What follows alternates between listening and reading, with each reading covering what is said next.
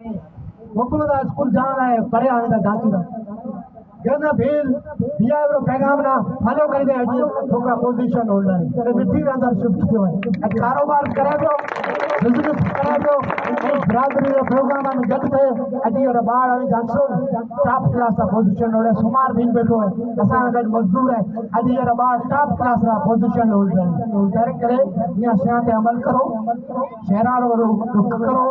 तालीम पे प्रचार करो आई मर्चा ते जो बद खां वधी असां ध्यान दियो इंटेलेक्चुअल फोरम आवा सा ज्यादा सा गदे कई मानू सा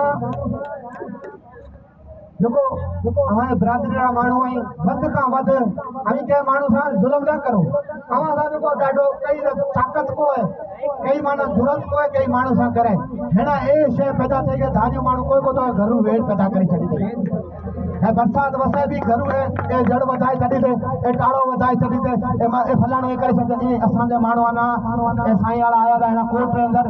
एक पासे सजे थरपा कर मानू एक पासे बिल बरादरी रा मानू बाबा देख खबर तो मसलो की 10 साल थे असि हला पे रेवेन्यू रो मसला असा बाबा खर्च कतो करो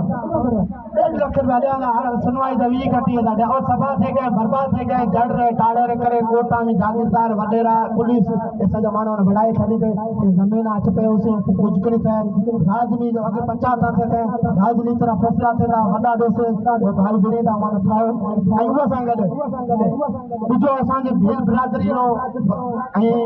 सजी मुसलमान का वठे हिंदू का वठे सजा मानवा रो जो असा दा घणो बार है न वो बार ओवर करे असि काज कराना वध का वध डो कर्जी थे एडो वडो भत करसा 15 लाख 20 लाख कर्जी थे सा पटे टप्पा खणे बाड़ा न ले आसा ये लिमिटेड करो शादियां ना लिमिटेड करो नियाण साल मंगाओ गलात गला मंगाओ भेद लारा बारा पड़ाओ आई वो संगरो बननो थे तो हे असा जे मेघवाड़ बरादरी सुतर कमेटी डॉक्टर शंकर वाघवाणी विठीरो मुआणो और फादर गुजारी बडी ने बात कर दे सुबरो 2 का उठे 12 बजे थे असा जे भील बरादरी रा मानो 12 डी तडो रखे बैठा जे को अनु गुजारे जाए 12 डी तडो तडे का पछे वरब ये सजाई आवे ढाट रे पासे तकरीबन 150 200 200 400 500 मानू आ टाइम जितो सामान बरोबर रेट भया पे मेहरबानी करो ये शाना लिमिटेड करो एक चक्कर फाता करेगा बड़े बीच करना चाहे बाहर से जाएगा हमारे बाहर से तडो खणे जो है आला है फलाने पगे कखे बेसी मेहरबानी करो तडो को तडी जो पहुंचे सके जितो पहुंचे सके साईं असि को पहुंचे सके मेहरबानी तो ये शाना घटाओ बाहर से चक्कर दाम है ना एक बार से अगर ये सकड़ा अंदर गया तो 12 मिठाइयां वठाए जे 4-5 भाजियां ना बड़ दही लस्सी अरे बाबा माने करे केड़ो खुशी रो मौके तो केड़ा आवे करोड़पति हो बिजनेसमैन हो जो लुट लगा बैठा ते असि ये ना घट नहीं करा ए घट नहीं करा ब्याज ते खणे और सेठा ना खणे कर्जी खणे और ये शकल करो हमें नियाणी सियाणी ना लिमिटेड करो